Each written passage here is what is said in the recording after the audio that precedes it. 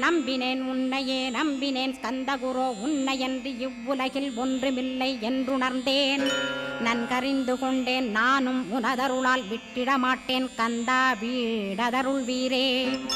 நடுநற்றித்தானத்து நானுனை தியானிப்பேன் பிரம்ம மந்திரத்தை போதித்து வந்திடுவாய்.